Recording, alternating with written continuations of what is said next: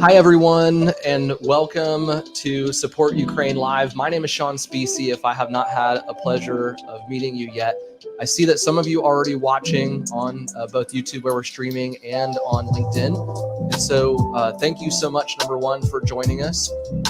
Our heartbeat really is just to show support, to generate awareness, and to try to help drive support. So what I would love is right now, if you could, go ahead in the comment section of wherever you are, go ahead and click and comment and say where you're tuning in from. I see we've already got some people that are tuning in from, it looks like Poland, from Denver, Colorado. Fernanda, I see you there. So if you're watching this live, again, I'd be honored for you to tune in where you're from. I'm sitting in my home studio here in Jacksonville, Florida. And I know that we've got a couple people behind the scenes that I'm gonna possibly bring up if they let me bring them up. I would love for them to show their faces at the beginning of the stream. And then during the stream today, we're going to have two really great people. They're going to tell us why they're doing what they're doing to support and why they're trying to generate even more support for what's happening in Ukraine. So hello from London, I see you there. Hello from Portland, Oregon. Hello from Winston-Salem, North Carolina. Hi, you guys. Thank you so much for being here with us. Keep dropping it in comment. Keep dropping in those comments and telling us where you're from. So again, thank you if you're just tuning in live. Glad that you're here. And the official time is 3:59, so we're gonna get started here in just a second. If you see me look around, I've got a couple of different screens. I am the one also playing the music. So, but behind the scenes, we've got some really talented people who have helped put this together. And hello from Germany. Thank you for being here. The team that's behind the scenes right now, we are also international as well.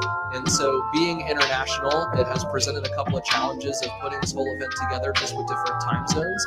And also being international, I know that we've got some people that are helping put this together that maybe this is like super early in the morning for you. I believe that it could be 5 a.m., it could be 8 a.m., it could be my time where it's 4 p.m., or it could be 1 o'clock in the afternoon, or it could be the morning for you. But regardless of where you're watching this from, or if you're watching the replay, thank you.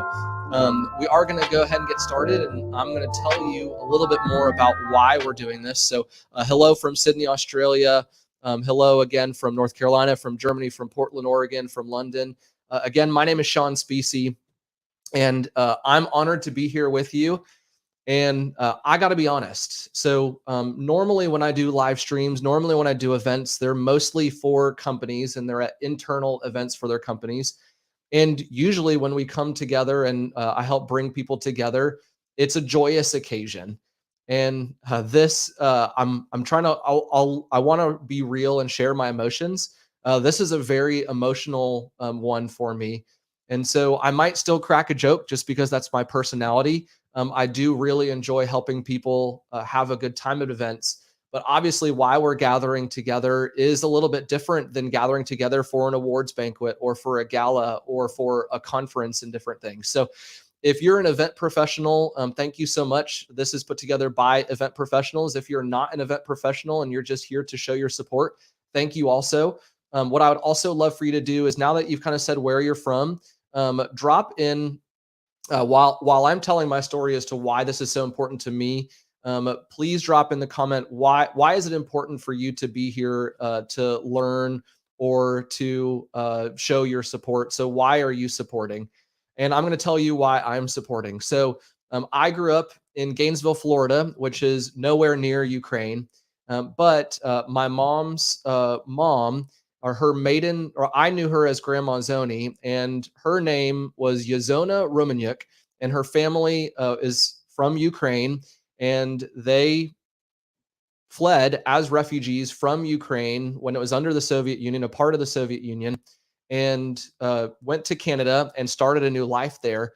And so I grew up hearing Ukrainian words. I grew up going to school. When I would go to school and they had heritage days, what would happen is I would bring in pierogies, or I remember one time doing a book report on the Ukrainian flag. And so I still to this day, even this is not just because of the war, but even like before then, I've got a 4.5-year-old little girl and I've got a 5-week-old little boy with my wife in the other room. And our 4.5-year-old, if I want her to eat sometimes, or if it's dinner time, I come and I walk around and I'm chasing after my 4.5-year-old going, yista, yista, which I was told means eat, eat in Ukrainian. That's how I grew up. And so this has been a really emotional week and a half, seeing and hearing the really the scariness that's happening overseas in Ukraine. And so just some of the important things that are happening right now. I mean, these are some of the big facts from the big headlines that have happened recently. The latest news when I woke up this morning is that we have hit 1 million refugees have fled Ukraine due to the unprovoked attacks from Russia attacking Ukraine and Ukrainian cities. And for those of you, if you're watching the US or familiar with the US, this is how I put things into context. Is I heard Ukraine described as about the size of Texas. And there are cities that are 4 million, 2 million, 1 million people. So the size of Atlanta or Chicago or Dallas, Texas, and different places like that. And so these cities being attacked and seeing reports and being a father myself, seeing reports of fathers having to stay behind and send their wife and their kids to leave and stay behind and fight for their country, like it's just breaking my heart. And so other reports waking up and seeing that the Ukrainian president now has survived, according to multiple reports, 3 assassination attempts on his life. Just recently, like as in the last 24 hours, it seems as if the Russians have attacked one of the largest nuclear power plants to gain control of it in Eastern Europe. And so seeing and hearing those reports and how it could, like, according to one report, if something went wrong at that power plant, it could be up like multiple times worse than Chernobyl was. And then of course, like everything else that's been happening that I'm not sharing in this report, it's just really important that we pause and we take a moment to show our support. And so that's really what has been happening. And this is not just me. At this time, I would love to bring up the people that are behind the scenes. So, Sean, if you're there, and Fab, if you want to put yourselves on screen, I'd love for you guys to come up, because really what happened is there was a group of event professionals that it was 5 a.m. my time, I think on Monday. I woke up because my 5-week-old needed to be fed, and a group of us jumped on Zoom. I had a bunch of DMs on LinkedIn. So here's Sean and here's Fab. They're helping behind the scenes. And so these two gentlemen, along with a bunch of other people, we got together. And Fab, I think you said it best, right? Where Fab, you said that you just kind of felt helpless, but you still wanted to do something, right? Yeah, absolutely. I mean, we have Ukrainian refugees all the way in Australia from the conflict that's been lasting a very long time, including in our neighborhood, kids in the school, in my kids' class. And so for me, it's quite personal, even though I have no relationship with Ukraine and it's really the other side of the world. But yeah, I mean, better to do something than nothing. That's my attitude. 100%, 100%. Sean, how about you? Well, I think for me, and hello everyone. My name is Sean, and I usually based in Vancouver, Canada, but I'm actually currently in Taiwan, where's my original hometown was. I think for me, this is kind of twofold. One is similar like Fab, is how can I don't want to do something when you just watch the news. Like I think when you watch the news, when you watch social medias and just watch all those horrible things happen, it just you definitely feel there's something need to be done, rather than just watching it. And I think secondly is I think some people might recognize that recently Taiwan also oftentimes be associated with the situation in ironic way. Just I think for Taiwanese, we kind of feel we can feel the pain and the struggle and then the worry of what happened in Ukraine. And so when do want to point out that Fab kind of initiate the ask, and I think it just show how quickly we can assemble together and try to do something. 100%. And so in true event professionals fashion, like what we came up with is, well, let's do an event and let's try to leverage our platforms to give other people a voice to share why this is important to them, as well as share other things that are important. So Fab and Sean, thank you so much for coming up and showing you guys. And in the comment section, I'd love to show some support for them and the other event professionals that have been making this happen. So thank you guys both for coming up. We appreciate it. You're going to get to see and hear from Sean here in a few minutes. But right now, I have the pleasure of introducing someone who is really been doing work not only in the last few weeks, but really in the last about 30 years. And so when I introduce her, please be sure to show her some appreciation, some love and support, and be sure scrolling across the bottom is a website. At any point in time, you can go there and go to supportukraine.world. And it's simply a map that's there that has been put together by another event professional named Dimash. And you can go there and add your location for where you're supporting Ukraine from. And so with me joining right now is Ruslana Jevnevsky, and she is the honorary chair and founder of Help Us Help. And if you go to that website, www.supportukraine.world, you'll find at the very bottom, there is a button there that if you feel called and led to, you can click on that and go and donate to Help Us Help. And they have boots on the ground in Ukraine right now that you're going to hear more about from Ruslana when she starts to explain a little bit more about what's going on. And Ruslana, a little bit more about her is she's deeply passionate about saving Ukraine's children and nurturing a new generation that will deliver a prosperous future for Ukraine. And in her spare time, day-to-day life right now, she is a successful Toronto-based real estate agent. She's also the mother of 4 daughters, and one of whom is adopted from Ukraine. She also, a headline from the Globe and Mail is that she helped orphaned children have hope. She received in 2015, she received the Caring Canadian Award from the Governor General of Canada, as well as the Meritorious Service Medal for initiating Help Us Help the Children, which is a project that you're going to hear again more about here in just a second. So Ruslana, number one, thank you for being here with us. I know that you're going to get to share with us a little bit more about your family. It's been emotional for you because you know people that are over there right now. So Ruslana, number one, thank you for giving up your time to be here with us and tell us more about what's happening and why it's so important that we support. So the first question I have for you is, what made you decide to be here with us? I think it's really important that the word spreads globally, internationally, about what's happening in Ukraine and the atrocities that are taking place right now. It's very personal for me. With 30 years, we've had 3 generations of kids grow up from the 90s till now. And it breaks my heart to know that all these kids that we worked with, a lot of them have gone to the front line, and I don't know if they'll come back. I don't know if they'll be alive. So yes, it's personal.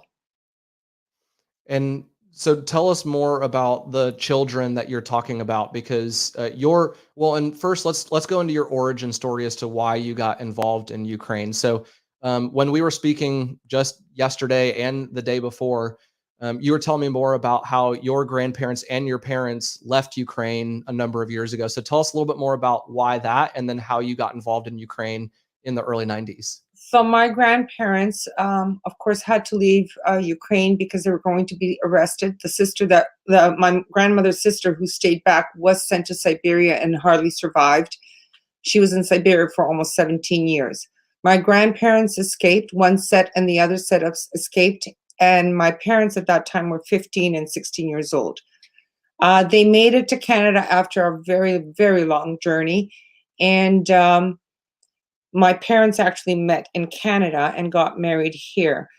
One of the things my grandmother would do when I was a little kid, I guess I would be the first generation of the refugee parents, she would have me on her knee and she would tell me stories about how they would escape and how they fought the Soviets and how they had to leave their country. My grandmother sat on her suitcase thinking she would go back to Ukraine until the late 60s, actually, thinking that she would go back, but it never happened. They had a bakery. One set of grandparents had a bakery in Ukraine.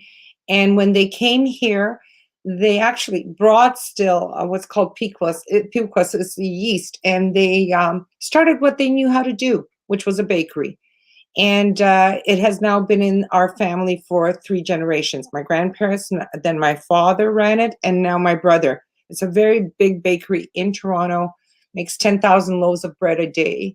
And he's also got a dairy there. And it's in our family. So, and the bakery's called Future Bakery. The reason they called it Future was because Canada became their future. And so, yes, it was a hard, compelling story from both sides of the family. My other grandfather was a priest, and they escaped as well, and they escaped with their lives. So, yes, we know, or when I look at the papers that my parents left and my grandparents left, I see the refugee papers. I see them crossing their tickets on the boat where they, took 2 or 3 months to cross. I see who took them in.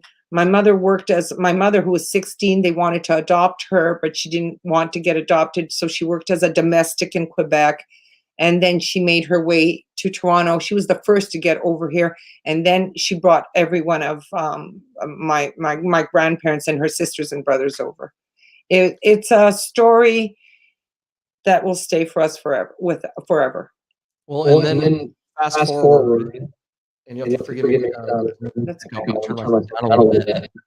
Fast forward, there's you and your husband have 3 beautiful girls. Yes. And then all of a sudden, you guys decide that you want to adopt a 4th. Yes. And your husband comes up with the idea of adopting from Ukraine. Yes. And this is in the early 90s. And then tell us what happens through that adoption process and why you got involved and created really Help Us Help from the ground up through that. So in the early 90s, we decided we had 3 baby girls, and we decided that we would adopt a 4th child. And so we went to Ukraine, and this is early independence of Ukraine. It just happened, literally. And it was still so Soviet. There was nothing. There were no stores yet. There was no communication. It was still like going back in time, what I imagine what the Soviet Union was. We went through a whole bunch of orphanages, and I was appalled, as was my husband. There was a shortage of food.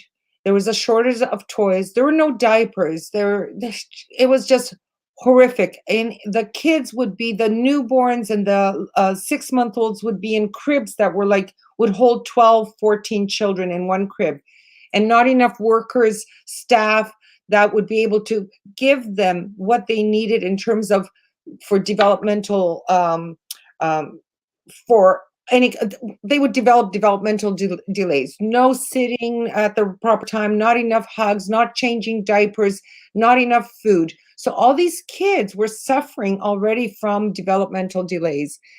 When I found my daughter in an orphanage, she was tiny. The first time I saw her, she was 4 months old. I had to go back to Canada. We had to do all the international adoption papers. I came back when she was 11 months, and she was, I believe it was about 7 pounds or 8 pounds, and that was it. And she had no hair. She was getting rickets. She had no teeth. She looked totally anorexic, like she was skin and bones. And I was absolutely horrified. By the time, in those days, there were still no embassies in Ukraine, so all the papers had to go through Moscow. So we had to wait 3 weeks. Nobody wanted to take us in a hotel. We were running with her, I remember, on over the railroad tracks. Finally, someone let us into a hotel after we begged, and this was in the middle of winter. And it was very traumatizing. She was sick. There's not enough infant formula. I couldn't get diapers, nothing. There was nothing available. I think I got just as traumatized as she was. We finally made it to Canada after waiting those 3 weeks after we picked her up. And I was truly afraid and scared that she would die before I made it to Canada. That then there would be an international incident. When we got to Canada, right away, we got her into a sick kids hospital where they put her on intravenous, and basically her diagnosis was failure to thrive. And it took 3 or 4 months before she was able to start eating. We had to teach her how to eat. We had to teach her a lot of things. And she started to gain weight. And when we went to the pediatrician after 3 or 4 months, he said, wow, she's really improved. And then he turns around to me, and you have to remember that I'd seen so many children starving that left a indelible kind of memory in me, and I was traumatized by that. And he looked at me, and I had told him about this, and he looked at me and he said, well, this child won the lottery. What about all the other thousands of children you saw? And that was like a knife in my heart. And at that moment, I knew that we had to help all the other orphan children in Ukraine. So at that point, we started, I started to call all my friends, a lot of professionals, doctors, teachers, everybody, and we started to organize humanitarian aid drives. What started as a mom and pop operation grew just enormously, very quickly. We brought pictures back. People saw the condition of the orphanages. And what we developed after a few years was major humanitarian aid routes that would go out 3-4 times a year even, and hit 25 orphanages each time. By the end of all the humanitarian aid routes, before Ukraine got up on its feet and was able to take care of the children in the orphanages, we were doing 100 orphanages every year and supplying them with new medicine, all the new medications that they needed, antibiotics, deworming, everything that they needed, infant formula for all of them, sensory stimulation toys throughout, clothes, all kinds of scholastic materials. Because in those days, you have to remember that orphanages were divided into 3 groups: 0 to 3, newborns to 3, then 3 to 7 years of age, then the oldest orphanages were 7 to 17. So they were completely separated.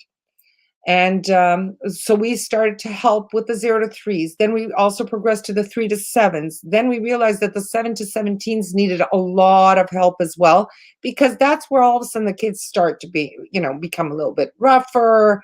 There was a pecking order amongst the kids. And we also realized that they really don't have enough life skills. And one summer we were driving through the orphanages, actually helping the orphanages, and realized that they have no summer programs. And that's when we decided to start summer camps, where we could teach children activities of daily living, life skills, survival skills, etc. We taught them about anti-trafficking, about narcotics, drugs, everything, sex education, because in an orphanage, they were packed like sardines. I don't need to say more. It was a very rough first 15 years until President Yushchenko, Viktor, the one who was poisoned by Putin, that was really disfigured. When he came into power and I had met him, and he realized how bad the orphanages were, that's when the reform program started in the orphanages. And also reform programs to get the kids out of the orphanages, to give them a normal way of life throughout, with families or foster homes. And that's how the program started. So from just giving humanitarian aid, it went into summer camps for life skills. Then it went into summer and winter camps. Then a scholarship student program developed. We now have, every year we have about 50 students on our scholarship programs. And it's now that we've brought up basically 3 generations of children. And we raised as volunteers $25 million in the first 25 years. Which is an incredible amount of money. And we got help from great benefactors like Mr. Jim Timmerty, Eugene Melnick. There were a lot of good benefactors. Some took care of medicine, some took care of the other needs. So they spread it out, and it was, it worked. It worked, and we brought up thousands and upon thousands of children. I think I sent you how many children had been through camp and stuff. Yeah, and one of the things that you told me that really stuck out to me with the work that you all are doing in the orphanages is how you, because you mentioned that 3 generations now you've helped raise for about 30 years by going over and trying to help this system become better and help these children integrate into being like positive members of society in order to break a cycle. And the sad thing about what's happening right now that you were explaining to me, which really touched my heart and really made me emotional, because again, like as a father myself and in this age range, like I can only imagine what it would be like to go through that, is now with this war and with this invasion into Ukraine, the death and the destruction that could potentially happen with now this generation that has come up, they're now of age where they could be having kids, and so the cycle could be broken.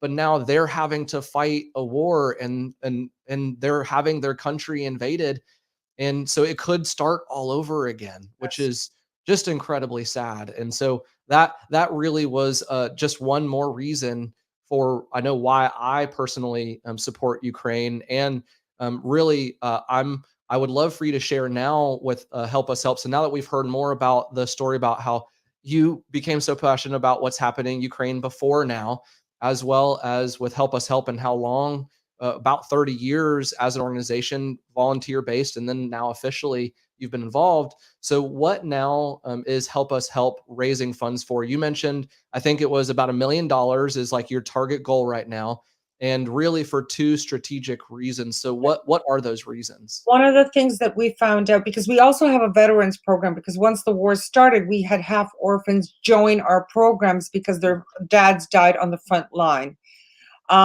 And one last thing I will mention is that our whole staff in Ukraine, we have an office in Ukraine. They're all run by my first generation, second generation orphan kids that are now professionals. So I'm very proud of that. But right now, everybody's It should be. understands. What we are raising money for are two specific kind of things. One is IFACs, or this is medical supplies for, it's basically military first aid kits. When we started to call, because again, a lot of our kids and a lot of our volunteers are on the front lines, they said there are no first aid kits available. Everything has run out because of Syria, the war in Syria. So what we've done is we actually buy the gauze, we buy the tourniquets and everything else, which has been sourced in Europe, and they're being brought across the border. There's our volunteer from Canada is arriving on Monday, and they'll be brought across the border on Monday through Thursday. All the supplies will come in, and we have groups of volunteers that are set up in Lviv and in Kyiv that will be putting together these first aid kits and getting them to the military so that they have it on the front lines. That is one of our goals. The other thing we are doing is actually trying to evacuate children that got stuck in the orphanages or in the foster homes, or to get them out. And even now, we were late. Not that we were late, it's just that Russia attacked Berdyansk, and there's a huge, huge orphanage there. And also, we have an orphanage in Mariupol. They got out in time. Zaporizhia is okay, but we lost also. It used to be called, it's called Oleshku now, Churopinsk, and these are all our handicapped kids, and there's hundreds of them, and they're under Russian control now. Berdyansk and Oleshku is under Russian control, and I don't know what's going to happen to those children. The others we're trying to get, we're every day our staff who are now in safe houses are calling to see who's stuck and who we can help evacuate out of there into the mountains, into the area where we had all our camps, which the kids know. So for them, it's a safe space as well. Well, and I also was listening to an interview that you did. Not even a few days ago, that was sent to me when you and I got introduced. And part of that story was how you helped them find a car to be able to get out of where the attacks were, when the attacks were first starting. So number one, hear me say, like, as someone who's newer to all of this, is thank you. Thank you for what you've done. I mean, I'm sure on behalf of everyone who's watching, I've been watching a little bit of the comments coming in of thank you for sharing your story. What a story, proud of you. So thank you so much for what you have done for 30 years and now what you are doing. And if you're watching this stream and you want to support the international first aid kits that Ruslana and Help Us Help are putting together, if you want to help with these evacuations and if you want to donate financially, you can do that at supportukraine.world. At the very bottom of the website, there is a button that will take you straight to the official Help Us Help website. So we are not collecting, like myself and Fab and this, like what we're doing right now, we are not taking any donations. We're just trying to send people to the right people that they can, so that their funds can be maximized with actual boots on the ground, just like what you've been doing. Well, and so I'm going to ask again in just a second, but before I do, Ruslana, number one, again, thank you for what you've been doing. Thank you again for your time and being here with us. And is there anything, I want to give you the floor one more time. Is there any final thoughts, anything that I should have asked, but I didn't, that you would like to share with us here? Well, in Canada, if you go to our site, we have a registered charity. In the States, we also have a registered charity number. So when people push the button, they can, if they're Americans, it is a charity. And in Canada, it is a charity. And we actually have a charity in Ukraine. But right now, it's impossible to get money to Ukraine. And I really appreciate from the bottom of my heart and from all the children and that the world has opened up their just opened their hearts to us and is out there to help us save a country that has really been struggling and trying to become democratic and free and has done a fabulous job doing that. And that now that 30 years of work has been destroyed, we will rebuild, we will continue. The new generations, remember, over 50% of the people living in Ukraine are under 40. We will rebuild, the children will rebuild because they remember how it felt to be free. Well, again, thank you so much. You're moving me to tears. So your passion is very evident. The emotion is very evident. And the last final thing I would love is you shared with me kind of, I guess, a Ukrainian saying that thread by thread, right? I was talking about how I don't know if I can promise that we can generate $1 million just through this humble live stream event that we're doing right now. But what is that? Can you share that phrase with us? In Ukraine, it's nitka za nitkою, a bідному сорочка, which means thread by thread, and you make a shirt for a person that doesn't have one. Yeah. And that's how this is. It's one by one, and all of a sudden you have the end product. So every dollar is always appreciated. It doesn't matter whether it's $1, $5, $100, $1,000. Every dollar is not taken for granted. 100%. Well, thank you so much. That is heard and that is felt. Like I felt that in my soul when you shared that with me. I hope that other people share that as well, that it's just one little dollar at a time. So thank you again, Ruslana, for being here. And thank you for sharing your time. Thank you for sharing your passion. Thank you for sharing your story and a little bit more about how we can help. You're welcome. So thank you again. You're welcome. And behind me are some pictures of some of my kids. I know you can't read what's written there, but we talk about the war, and we've talked, and some of our kids that have grown up with us are behind me. So. Well, thank you again for being here. Okay, thank you. Thank you. And so if you're watching this live stream,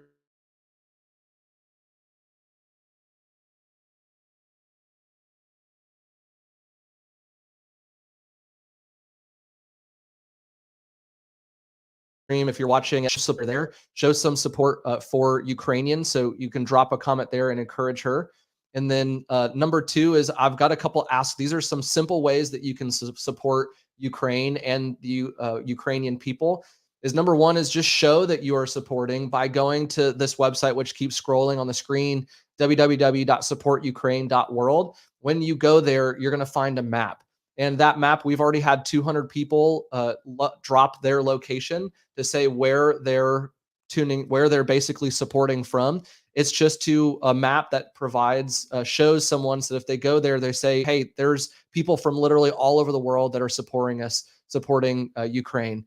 Number two is you can donate. If you go to www.supportukraine.world, I already mentioned this. We on this live stream that are powering this, like we're not collecting any donations. That the links and the buttons that you'll see there at the bottom, the first button that you'll find is a button straight to the Red Cross website, the International Red Cross website. So if you would like to give there, that is a great organization. And then right there underneath the Red Cross, you'll see where there's a button that'll take you straight to help us, help charity. So if you click that button, it'll take you straight to that website. Consider giving financially if you can, and again, drop your location on the map. And another way that you can support that doesn't cost anything is simply by dropping a comment or sharing this video with someone. You can send it in a DM.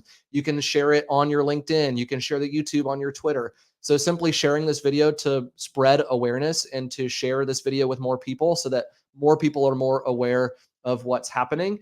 And then they'll be sure to share. This is not related to this event. This is just in general. Be sure to share accurate information, not disinformation, not misinformation, but accurate information. So if you can, do your own homework, do your own research, and vet what you're sharing and why you're sharing it. And so that is a way that you can support Ukraine in this effort to beat back the oppressors, to beat back Russia. And so, and then the last one that I have written down is if you are in a country that is receiving refugees, like you heard earlier, someone who's helping with this event named Fab, he said that there are already Ukrainian refugees there in Australia with him where he's located. And so if refugees come to you, then please just be welcoming. I saw this video on LinkedIn earlier today that basically said, hey, if there are refugees coming, if you can at all hire them, educate them, and help them to assimilate into society. And that in that way, you can support Ukraine through what's happening. Because being displaced, I can't imagine what it would be like. And so thank you everyone for considering those ways to donate. Well, now I'm going to turn the floor over to a gentleman who is a good friend that I've gotten to know through the internet and through the hashtag Event Profs world. And so without further ado, please welcome up Sean Chang. Sean is in Taiwan, and Sean is going to have a conversation with another event professional that I've gotten to know over the course of about 2 years now. But I will let you make that introduction. Sean, thanks for being here with us, man. Thank you, Sean. And thanks again, Rosanna. What a lovely story. And for everyone who's turning, again, thank you for watching this live streaming. And if you have a minute, please, like what Sean just said, click supportukraine.world and do something. I think the next person we'd like to bring on and to share his story is more practical, right? I think for a lot of us who on the call today is we move by the story. We feel empathy, we feel sad about what happened, but we also wonder what we can do, and what we can do beside donate and beside showing support. And so the next we would really like to bring up, which also is another amazing person in the event space, Pedro Gose, who is the CEO of InEvent. InEvent is a Y Combinator venture-backed company that have been power virtual event the past couple of years and have been doing amazing, great product. But I think what's more important today here is what Pedro just did last week. Hello, Pedro. How are you? Hey, Sean. How are you? And thank you for joining us. And I think, without overdue, how about we'll let you kind of tell us a bit how, actually, I think the first is, how was your team? Because I believe you have some team member based in Eastern Europe, and how's everyone doing? Everyone's all right. We don't have anyone directly in the conflict zone. So the team, we have people all over. We are a very diverse company. but we had no one in Ukraine or across the region. I think the closest person is in Bulgaria, so it's a little bit close, but this person is safe. Yes. That's good to hear. And can you share with us a bit, because it's really amazing. Basically, last week when we saw your post on LinkedIn, that you public kind of offer to support Ukrainian who kind of fled out the country and need financial support and they need a job.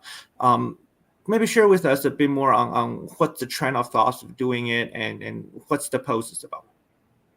We believe that, in terms of need, that's not the first time that we did something like that.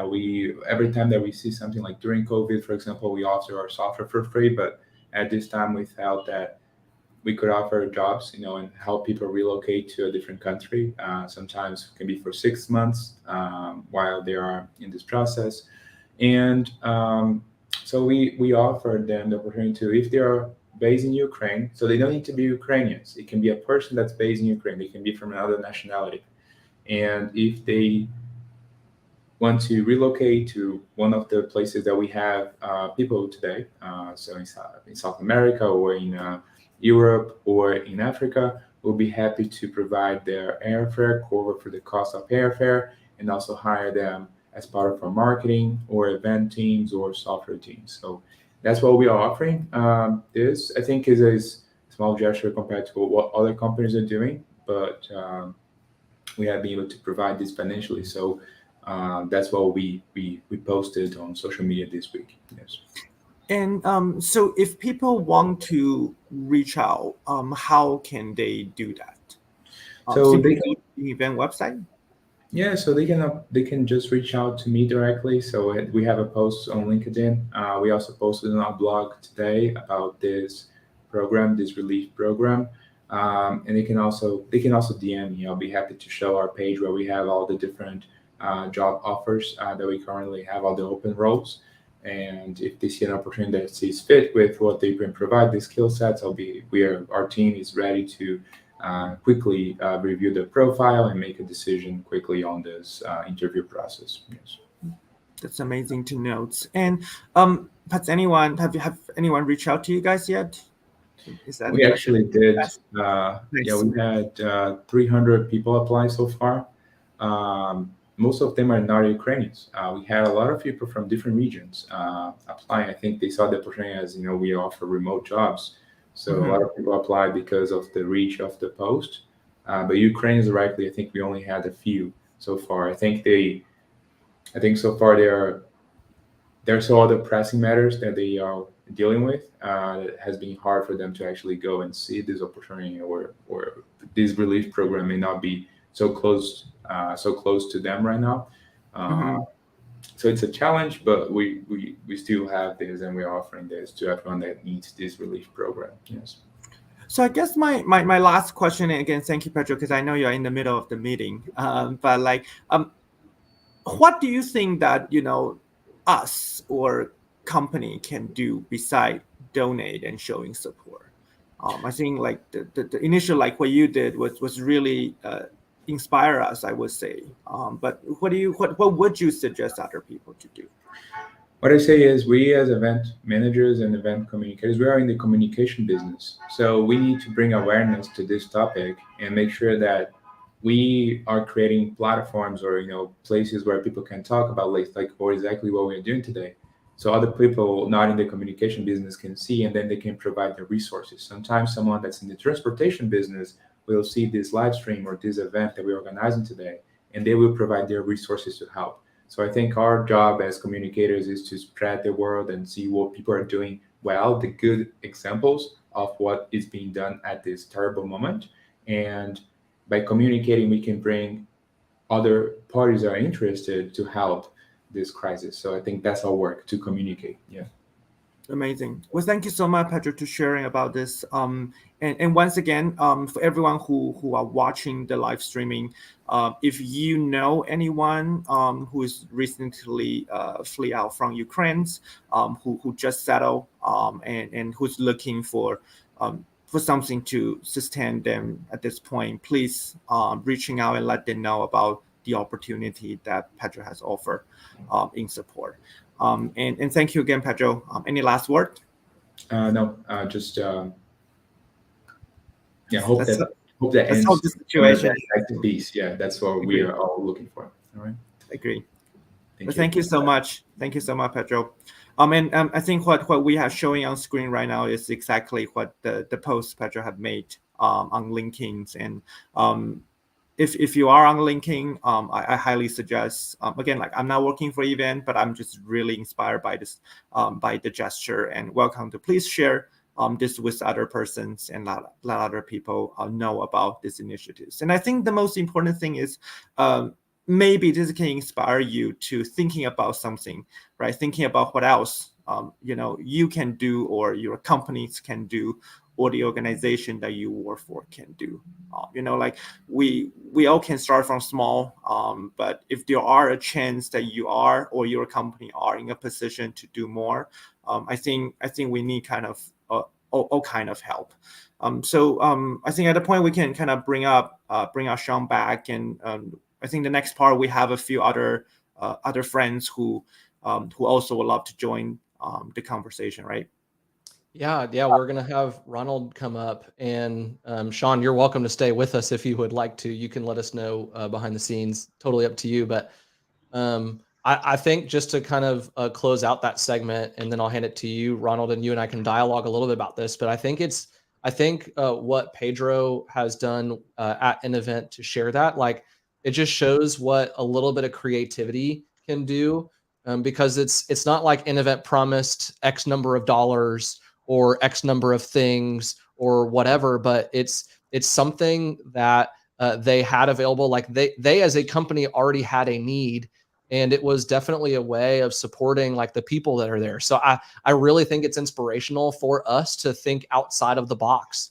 Just like with the map, I would not have thought of the map that's at supportukraine.world and putting that together. So I think it's really inspiring to see that. So Ronald, what would you like to share with us? I know that we were kind of chatting a little bit behind this, and primarily the conversation is centered around like why is this conversation important to us as event professionals? I think this conversation is very important for us to create more awareness. I'll just speak from my own experience why I'm actually supporting this.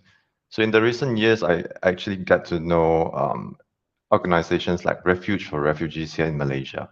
What they do is they actually help to raise funds to help the refugees that are located in Malaysia. And during COVID time, the refugees were actually suffering because they had no support. They couldn't get food. And this organization, which is an NGO, actually helped out by collecting funds from public, organize all these food deliveries to all these refugees. And we were pretty much involved in raising funds behind the scenes as well, through friends, through our network that we know, to actually help them. And through the pictures and photos, videos that we see from their posts on Instagram, we see how these refugees actually live. And it's really sad to see how these children, following their parents, they are not they're relocated to a foreign land. They can't find a job. They couldn't get proper education, and it's really sad. So it's all about human rights, and we have so much death during this whole 2 years of COVID. And I think another war, and to split up these families, I think it's just really cruel. And that's why we need to create more awareness. I think a lot of people know, like, yeah, war, you have tank, you have missiles, you have all this death, but then a lot of people do not see actually how much these victims actually, the people that go through it, the families go through it, will actually suffer. And I think it is with what we can do. We have the platform, we have the community, we have the network. I think it is just right to actually spread the words, let more people know. Yeah, I agree with that. I think it's social media. I have a love-hate relationship, just being honest, with social media in general already. But I think that the world has changed from what war used to look like, right? Like I keep hearing it, and I agree with this sentiment that this full scale invasion of Russia going into Ukraine, almost nothing like this has happened since really World War II, when Yeah. Hitler started to invade other countries that were nearby, right? And even Yeah. not nearby. And then I was actually listening to a Twitter space, and this is again like the power of social media and seeing real-time videos. And I was listening to a couple of people voicing their opinions and stating some facts about some of the things that are happening in Russia, with people being arrested, possible conscriptions into the military, and some of the other reports that are happening. Like some of these things might not have happened and before, like between now and when Stalin was in power. And so, like the social media being able to see, and I think it just drives empathy, like you were talking about for the refugees, because now instead of just seeing it in a piece of newspaper or in a black and white video that would have happened maybe in the World War II type era when something like this would have happened before, now like we see it a few seconds later because people are either streaming it or because they're uploading it in different things. So I agree with you. I think it's important to show our support. And then just to add on to what you were saying, as event professionals, I think that like even we can think through the box. Like we're just a group of maybe like, I mean, in the Discord server. So to give people context, like we had a Zoom meeting on a Monday. Out of that Zoom meeting, we created like a Discord server where we started to chat back and forth. And then so really in just a few days, we put this And here we together and are. reached out to people, and it was a group effort. But we're just we're just a few of how many thousands of event professionals that are out there that could do something like this through social media, which we're leveraging right now. And so I think it's important to have this awareness and to have these conversations for our families and for other people's families. Anything you want to add to that? And I think, like you say, with social media, we get to see a lot more um, true stories, because previously we only see what the media wants to show us, the mainstream media wants to show us. Right now, it's really uncensored content or real people on the ground showing what's happening. I think I've shared with you one of the TikTok video that that I came across, and I think shows our cinema. it's good facts that we can actually It's been a whole understand week what's since happening. Russia started a full-scale war against my country, Ukraine. Now, while Putin says that they're only attacking military targets, that is just not true. Number one, Russian troops bombed the Independence Square in Kharkiv, that is the 6th largest square in Europe. Number two, they destroyed the completely civilian Shorzar cinema in Chernihiv, that is one of the oldest cinemas in Ukraine. Number three, they destroyed the Primachenko Museum, who was known to be as one of the most brilliant artists and hailed even by Picasso. Number four, they destroyed the monument and memorial of Babi Yar. That is a place where everyone comes to honor the victims of Holocaust during World War II. And number five, they destroyed the largest aircraft in the world, the pride of Ukrainian aviation, called Mriya, that is translated into the dream. Please share this video to fight Russian propaganda and stop the war. Slava Ukraini. And for context, because I know that one of the things that we talked about here as a way to support is to show support is to share not misinformation or disinformation. And so to give people context, like after you shared that with us, I did some research, and again, I'm not perfect, but here's what I found based upon like I went through each one of the claims here. Number one, that there's been a claim that no civilian like attacks will happen. So from the Washington Post, the Russian foreign minister claimed that no strikes are being made on civilian infrastructure, which you saw a couple of different things, like a TV tower has been one. And then each one of those claims, the 5 different attacks that have happened. So the BBC, BuzzFeed, New York Times, so like reputable, multiple reports to confirming that these things have been attacked, these things have been destroyed, and that they have been happening. And so I think it is important for us to see this, to share, like you just shared it, and I wouldn't have seen it probably if you hadn't shared it with me personally with our small group. So it doesn't have to be publicly with the world. It can be through a text message. It can be a direct message. It can be with a small group that you're close with and you're sharing, and then also like doing your homework before you share it publicly with the world. Yep. And I think that that's something that's really important, because what we also don't want to do is share disinformation or misinformation that is going to cause problems for other people that are on the ground trying to find out real things that are happening, right? So thank you for sharing that with us. Welcome. Yeah. Well, now coming up, I'm going to do my best to pronounce it, but is it, we've got Fab. Fab, you're going to do it. Here we go. Yeah, I'm going to do a quick intro. So I think it's pronounced Powell. So Powell's a guy that I've met on LinkedIn, and he's doing amazing work. He's an event professional. He's been, let me just quickly share what he's been doing. I think it's more impactful to show you. So here's an example of the posts he's doing these days. And so he's been ferrying people back and forth with his van, shipping and supplies, just getting personally involved in that. And without further ado, I want to bring him on so he can talk about what he's doing himself. All right. Oh, Powell, you're muted. Hello. Yes, we can Hi, hear you. we can hear you. Oh, great. I can hear you too. Thank you for being with us. Number one, what time is it and what city are you in? I'm in Medica city. It's on the border between Ukraine and Poland right now. And we do have 11 p.m. close to midnight.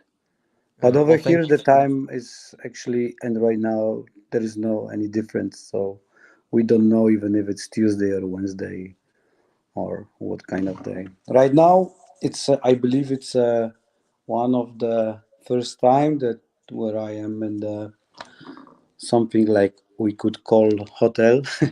This looks like that. Yeah. Okay. And we have a first time to relax from a pass. I mean, relax. We need to rest a little bit because in other ways we are not able to do anything. So it's the first time from a couple of days when we have such a luxury. Yeah. Well, thank you for being with us, and we don't want to keep you too long so that you can rest. So tell us a little bit more about some of the things that you're doing and experiencing, what's going on right now. Mm-hmm. Well, so we came here in Tuesday or Monday, I believe. So at the border, as probably you know from the news, because there is a lots of journalists from around the world over there. There is lots of income of refugees, war refugees from Ukraine to the Polish border. Every day depends from the day, but it's between 50,000, and right now it's only women's with the children's. So the men's in the age of 18 until 60, they are not allowed to leave Ukraine because they are they need to stay to fight. So only wives, mothers, and daughters and sons are allowed to leave the country. Our job is, I mean, the job which we are doing, we are supplying medicals on the one side of the borders and taking back people on the way back, and some other special things. But this is mostly what we do. We're doing this as much as possible, as many tours as possible. So we are driving families, kids, which is, you need to talk with these people. You need to give them that feeling that they are right now safe, and there is lots of fun. Sometimes there is also lots of hard moments, heartbreaking moments, definitely. So this is how it is. This is what we do. I can only imagine. I can only imagine. And you can see on the screen, there's some people that are watching that are saying thank you for your important work. Hear me say that as well. Hear us say, like, we're from afar, like, we want to do what we can to support you guys. And I can Thank you hear, for it. I would say thank you for the thank yous, but we, from the word thank you in so many languages, my head is exploding, but not over the internet, over here from this Ukrainian women's, children's, and everything. We are saying them, thanks, just smile. And for you all abroad, away from here, we will say, no, thank you. Just send, donate those people, donate those supplies which are absolutely necessary. I'm not saying about war supplies. That we don't care about that. It's not our case. But I'm saying about these things which all these women's needs, all these kids. So, for example, we are giving some teddy bears. The first smile after 2-3 days of um, getting here of the after travel in the train. They traveling in the trains like, I would not say, but really bad conditions just to get over here. And over here, we trying to do everything to make them feel like they safe. They can release. I had the situation at the beginning, like we took one family, and the man was, so there was a family, husband, wife, 2 kids, and some grandmother, and we took them out. We arranged the bus for them, so straight I put them directly to the bus to, I believe, to Berlin. And the man starts crying. I said, "Come on, stop crying. You need to be strong." And he said, "I was strong over there. There was bombs. I have to take care about the family. Right now I'm safe, and now I can. Now now the nerves just released." So that's the kind of stories which you can see over here all the time. yeah, well, that I think that's a great quote that we can share. Like, we don't need thanks, we need supplies. So donate what Yeah, you can. I think that yeah. story resonates with me as a father of being strong in the moment, and then when you get the chance to be vulnerable, like, I can only imagine the range of emotions that sweep over you. This man was the luck. He was lucky because he could leave the country. Just because he wasn't Ukrainian citizens. The Mm, the situations are even worse over here because the fathers, the sons are staying inside the country. The right. wives and daughters and little sons going only away.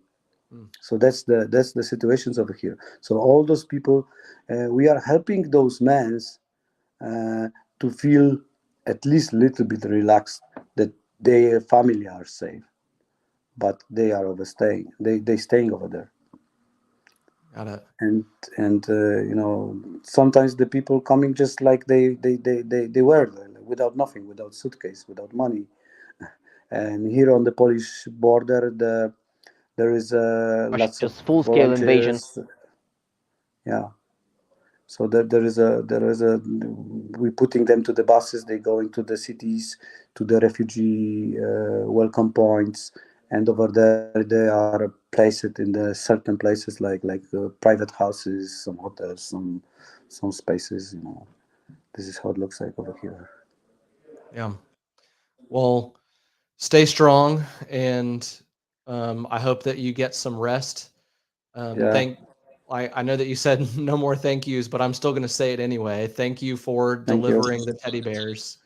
and thank you for delivering the medical supplies, because We what you're also doing is delivering lots incredibly of smile. supportive. We also delivering smile. So, and really, please, if you have any chance to support, because I understand you.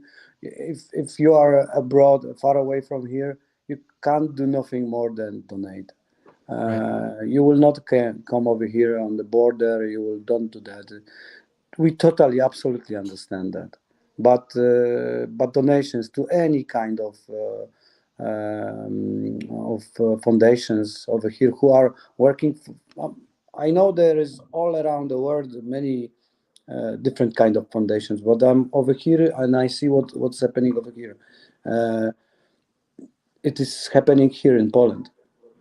Okay, and those people are taking supplies from Poland. I mean, not from Poland, but from the donations from Poles from around the world also. So think about it, and if you could, that's great. That even $1, it always helps to all of these people. So thank you very much. And if someone is watching this and you want to take action right now, what you can do is you can go to supportukraine.world, and on there's 2 links. There's a link to the Red Cross and there's a link to Help Us Help. And both of those organizations are helping to get supplies over to situations just like what Powell's in. Fab, I'll hand it to you.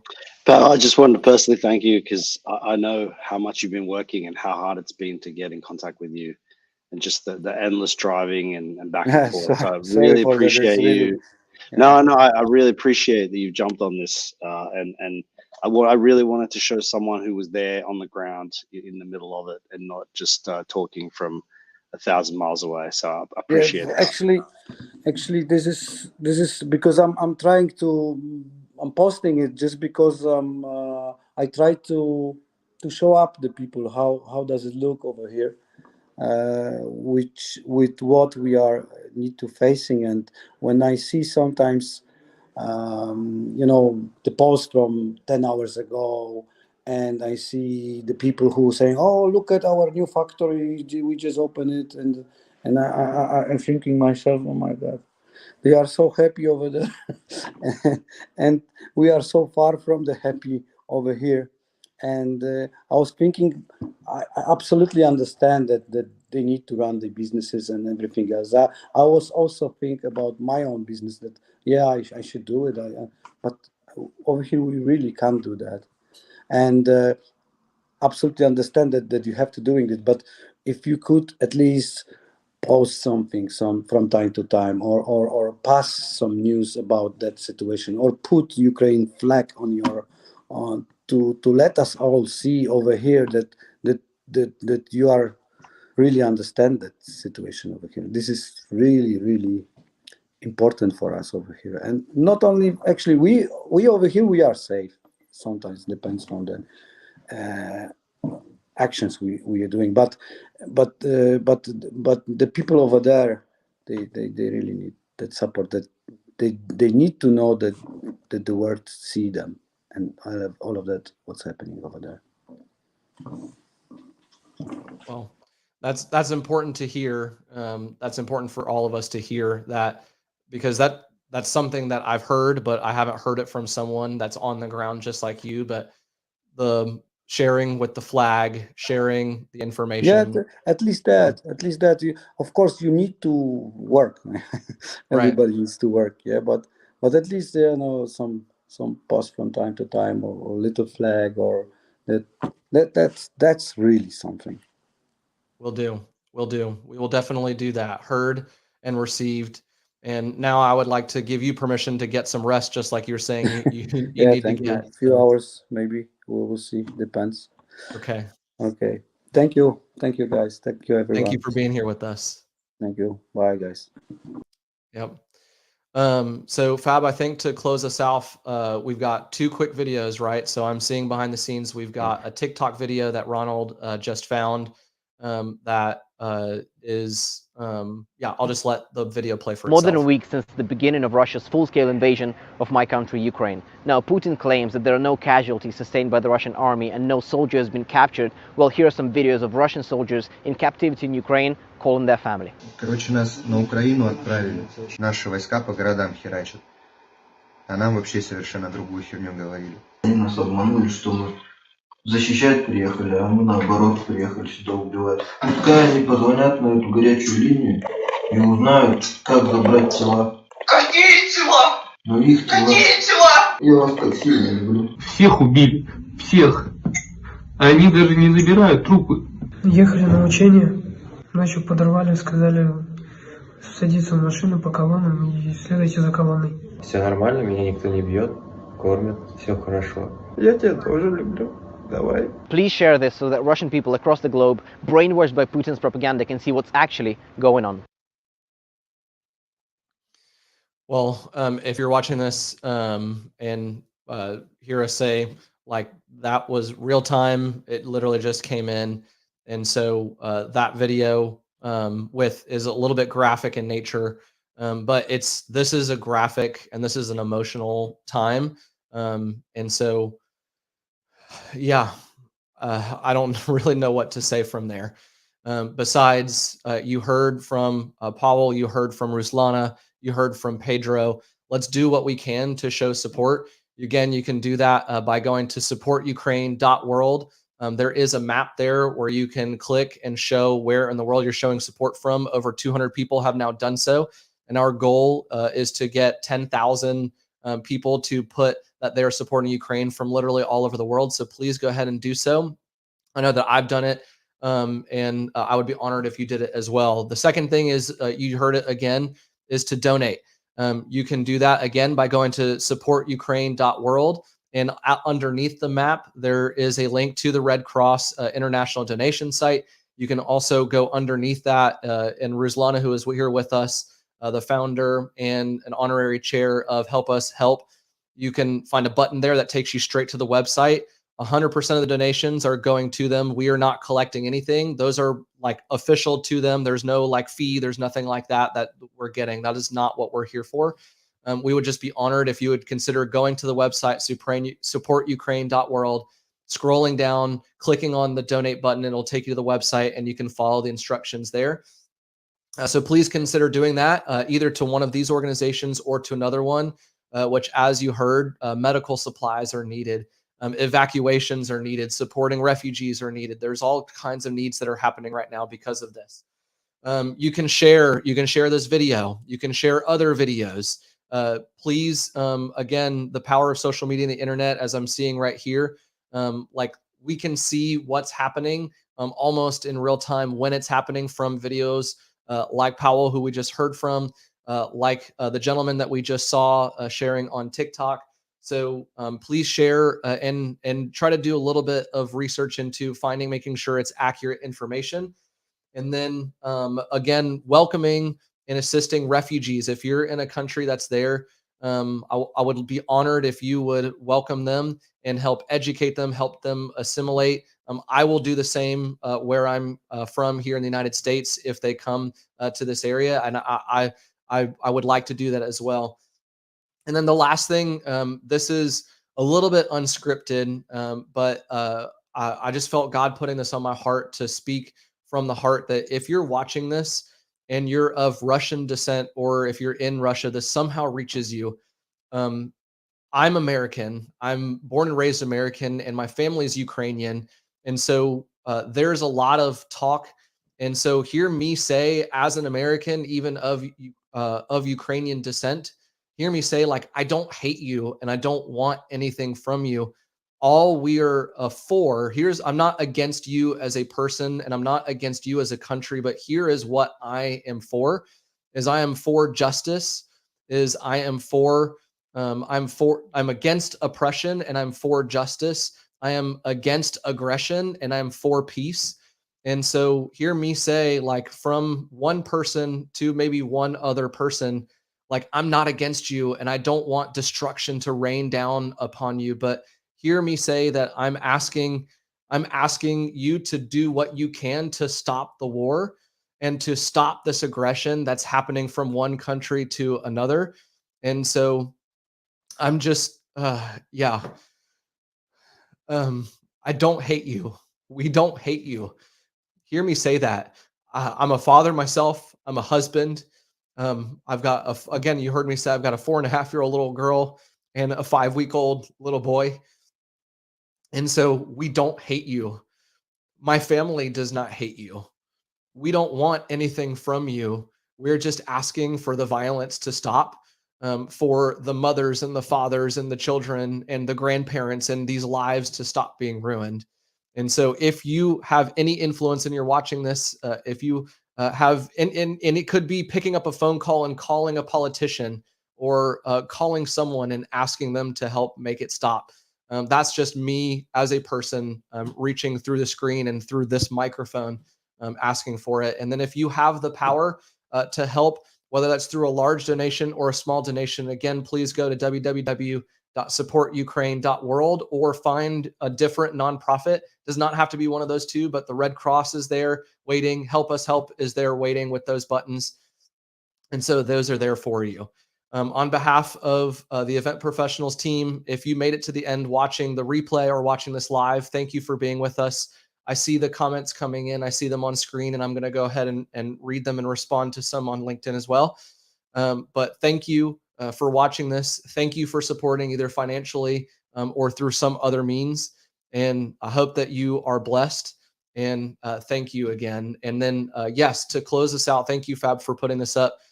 This is a video that we just found earlier today that was shared with our team.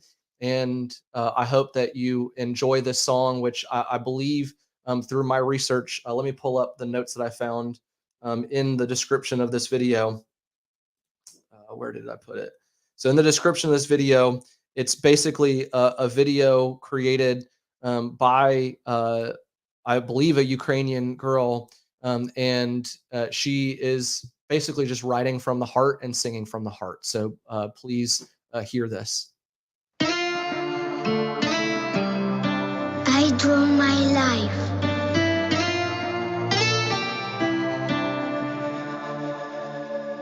Disegno la mia vita e la mia storia di un giorno quando piccola e indifesa mamma e papà mi portarono qui.